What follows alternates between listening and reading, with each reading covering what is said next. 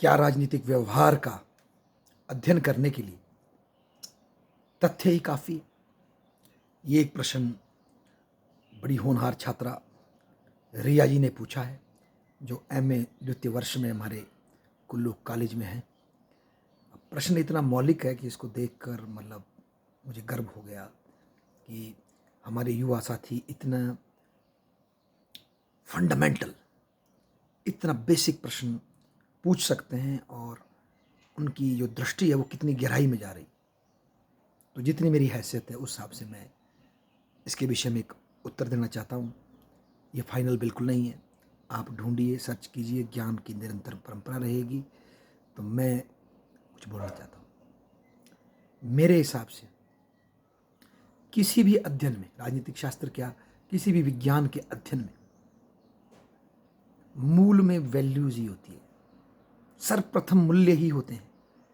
फिर उन मूल्यों के हिसाब से जब आप जग में जाते हो, पॉलिटिकल साइंटिस्ट पॉलिटिकल डिस्कोर्स को देखता है, इकोनॉमिस्ट इकोनॉमिक इंटरेक्शन को देखता है, कॉमर्स वाला ट्रेड को देखता है, बॉटनी वाला प्लांट्स को देखता है, बायोसाइंसेज वाले प्लांट्स और एनिमल को देखते हैं।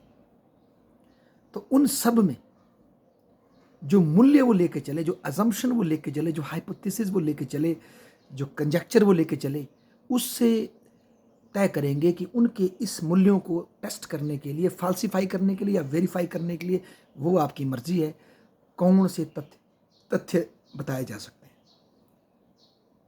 तो बिना मूल्यों के स्टडी नहीं हो सकती, तथ्य एग्जिस्ट हो ही नहीं सकते। मतलब एक कॉन्टेक्स्ट में तथ्य एग्जिस्ट हो ही नहीं सकते। तथ्यों को एक लाइन में जोड़ के, घटनाओं को एक लाइन में जोड़कर उनसे कुछ कहने के लिए आपको कॉन्टेक्स्ट चाहिए, और कॉन्टेक्स्ट मूल्यों से ही आएगा। मूल्य ही कॉन्टेक्स्ट को डिफाइन करेंगे कि ये कॉन्टेक्स्ट है, महत्व ये है इस घटना का। तो मैं बेटा इस विषय में ये बोलूँगा। और साथ में अगर हम लॉजिकल पॉजिटिविस्ट को भी देख लें, अपने प्यारे लॉजिकल पॉजिटिविस्ट, बिहेवियरलिस्ट जो उसके पार्ट ही उनके बच्चे हैं, वो चाहते क्या थे? वो न्यूटोनियन फिजिक्स से प्रभावित होकर के, न्यूटोनियन जो नियम आए थे रिडक्शनिस्ट की दुनिया को, हम 3 मेरीन लॉ से आप यूनिवर्स को समझ सकते हैं, उससे इंस्पायर होकर अगस्त काम्टे और ऐसी सारी लॉ भी आगे जा करके सोशल अंडरस्टैंडिंग को भी साइंस बनाना चाहती थी, और उसके भी कुछ डिड्यूसेबल बेसिक प्रिंसिपल्स बनाना चाहती थी। उसी चक्कर में ये लोग आगे आते हैं। पहले मार्क्स ने प्रयास किया, वो थोड़ा आइडियोलॉजिकल बेस पे चला गया। अगस्त काम्टे ने प्रयास किया, उसकी अपनी लिमिटेशंस थी। तो फिर इन लोगों ने प्योर साइंटिफिक एपिस्टेमोलॉजी को लेकर के, इंपेरिकल मेथड को लेकर के, वेरिफिकेशन को लेकर के, जिसमें एजे एयर भी हैं हमारे भाई, मिस्टर मैक भी हैं, उन लोगों ने जो प्रयास किए,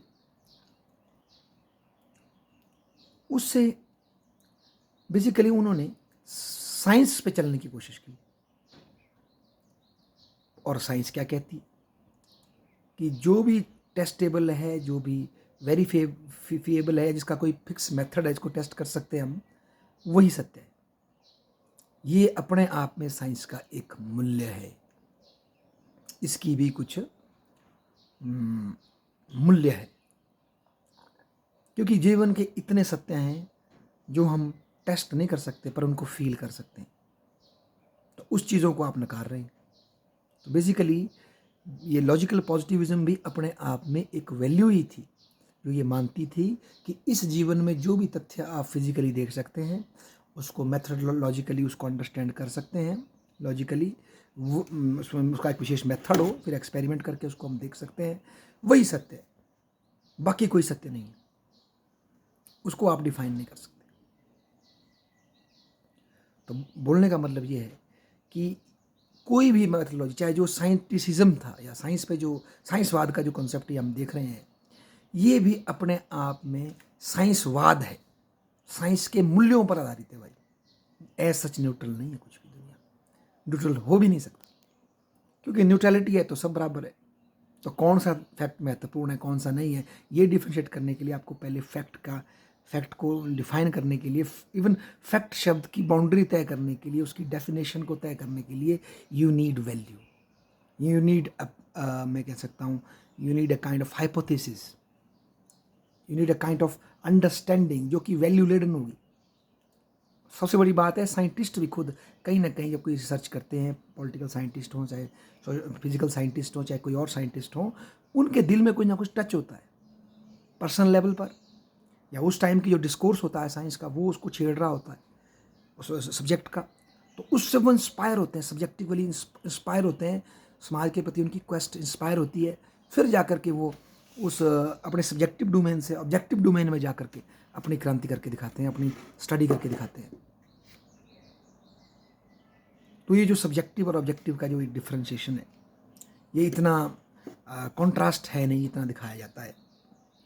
ये दोनों आपस में बड़े ही अंतर्निहित रूप से आपस में जुड़े हैं, पर ये थोड़ा सा एक हम कई बार हमें ऐसा भ्रम हो जाता है कि फैक्ट बिल्कुल अलग हैं, इम्पार्शियल हैं, और वैल्यू जो है वो हमेशा वैल्यू लेडन होती है। इसका मैं एक उदाहरण और देता हूँ। फॉर एग्जाम्पल, हमें क्यों पढ़ना है कि भाई नारी की शिक्षा दर क्या है भारत में या हिमाचल में? हमें क्यों पढ़ना है शिशु मृत्यु दर क्या है हिमाचल में? हमें क्यों पढ़ना है नारी का प्रॉपर्टी में हिस्सा कितना है? ये डाटे क्यों इकट्ठे करने हमें? नारी पे डोमेस्टिक वायलेंस क्यों हो रहा है, ये क्यों जानना है हमें? क्योंकि हमारी एक अंडरलाइंग अजम्पशन है कि हिस्टोरिकली फैमिली जैसे बनी है ज़्यादातर जगह में, उसमें लेडी का सप्रेशन होता है, चाहे वो इकोनॉमिक बेस पर हो, फिजिकल बेस पर हो, मेंटल बेस पे हो, और जो वीक है अगर उसकी डेवलपमेंट देखी जाए तो हम बता सकते हैं समाज कैसा है। और संस्कृत का मुहावरा है, जत्र नारी पूजयंती, कुछ इस तरह का है ना, तत्र देवता रमती। तो मतलब जहाँ नारी का सम्मान है वहाँ सही मायनों में देखो आप, वहाँ कल्याण है, वो वाली बात है। तो है तो वैल्यू, वैल्यू है तभी जाके हम स्टडी करेंगे, अदरवाइज हम क्यों स्टडी करेंगे? आज जो हम बड़े बड़े शहरों में वो इंडिकेटर लगा करके एयर क्वालिटी इंडेक्स नाप रहे हैं, तो भैया जी क्यों नाप रहे हैं? वैज्ञानिक तरीके से नाप रहा है, वो ऑक्सीजन को देखता है, हर गैस को देखता है, फिर बताता है। पर इसको देखने के पीछे हमारा तात्पर्य क्या है कि क्लाइमेट चेंज हो रहा है और हम बर्बाद हो जाएंगे, हम बर्बाद नहीं होते दूसरे स्पीशीज़ बर्बाद हो जाएंगे। इसलिए हमारा ये कर्तव्य है, ये मानव का मौलिक कर्तव्य है, क्योंकि सबसे पढ़े लिखे हम हैं, सबसे ज़्यादा ज्ञानशील हम में है, सबसे ज़्यादा मानव प्रभु की संतान हम हैं। हमारी जिम्मेदारी है कि हम सबको बचाएं, और इसके पीछे जिम्मेदार भी हम ही। ये सब क्या है? वैल्यूज़ है, जिसको तथ्यों ने फेड किया है उसको मजबूत किया होगा, पर है तो मानने पर ही है ना। माने तो माने, नहीं तो कई लोग का क्लाइमेट चेंज को मानते ही नहीं, जाओ बाढ़ में जाओ, क्या करना आपने। तो इसीलिए फैक्ट और वैल्यू की जो डाइकोटोमी जो आप देख रहे हैं वो थोड़ी ऊपरी सतह पर है। सत्य तो ये है कि बिना वैल्यू के कोई फैक्ट चल ही नहीं सकते। इवन फैक्ट की वेरी डेफिनेशन ही वैल्यू करती है, वैल्यू ही रिडिफाइन करती है। इसीलिए किसी, फॉर एग्जांपल मैं हिस्ट्री में जाऊं, अगर वामपंथी इतिहासकार है तो उसके लिए इतिहास की व्याख्या करने के जो फैक्ट बदल जाएंगे, वो बदल जाएंगे। भूमि का स्वामी कौन है, भूमि में मजदूर कौन है। कोई राइटिस्ट इतिहासकार है वो कल्चरल कॉन्टेक्स्ट को देखेगा, सामाजिक सहभागिता को देखेगा, कन्फ्लिक्ट को भी देखेगा पर सहभागिता को ज़्यादा फोकस करेगा। कोई सबाल्टर्न है तो बिल्कुल नीचे से आकर देखेगा सबसे कमज़ोर की क्या स्थिति, वो किस तरह से अपने को बयां करता था, वो उस तरह से इतिहास को देखेगा। तो जिस तरह का चश्मा आप पहनोगे, जिस तरह की वैल्यूज़ आप देखोगे, उसी तरह के फैक्ट्स आप इस वर्ल्ड के डोमेन से अपने अपने सब्जेक्ट स्पेसिफिक में निकाल के बाहर लाओगे। तो ऐसा मुझे लगता है कि फैक्ट और वैल्यू का इस तरह से है। और देखा जाए तो बाद में ये जो हमारे पॉजिटिविस्ट थे, इनमें से भी पोस्ट पॉजिटिविस्ट लोग बाहर आए, डेविड स्टिन भी उनमें से एक बना, और भी कई विद्वान सामने जिन्होंने माना कि नहीं, वैल्यूज़ के साथ हम कॉम्प्रोमाइज़ नहीं कर सकते, वैल्यू हमें चाहिए, उसके साथ हम फैक्ट्स को बेटर अलाइन कर सकते हैं। ये कोरा फैक्टिज्म करके हम साइंटिसिज्म नहीं खड़ा कर रहे, ये अपने आप में एक वैल्यू है साइंटिसिज्म, जो खुद ही अपने सर के बल गिर जाएगी अगर इसको मूल्यों की धार नहीं मिली। सबसे इंपॉर्टेंट है, और इसके गर्भ में, सबके गर्भ में, साइकोलॉजिकली मानव एक ऐसा जानवर है, एक ऐसा प्राणी है जो अपने हर कृत्य की जस्टिफिकेशन ढूंढता है, हर कृत्य को पास्ट में जाकर के फिर खोदता है। इतिहासकार यही काम करते हैं। क्यों? क्योंकि हम अपने एग्जिस्टेंस को हर पल जस्टिफाई करने का प्रयास करते हैं। विशेषकर क्राइसिस में हमें अपने एग्जिस्टेंस को जस्टिफाई करना पड़ता है या उसको रीडिफाइन करना पड़ता है, ताकि हम अपने जीने को कोई महत्व दे सकें। अन्यथा फिर एक तरह का निहिलिज्म फैल जाता है मानव के जीवन में। तो इसीलिए मुझे लगता है कि वैल्यू ज़्यादा इंपॉर्टेंट हो जाती है। मैं फैक्ट्स की वैल्यू महत्व को कम नहीं कर रहा, पर फैक्ट डिफाइन ही वैल्यू के बाद होंगे।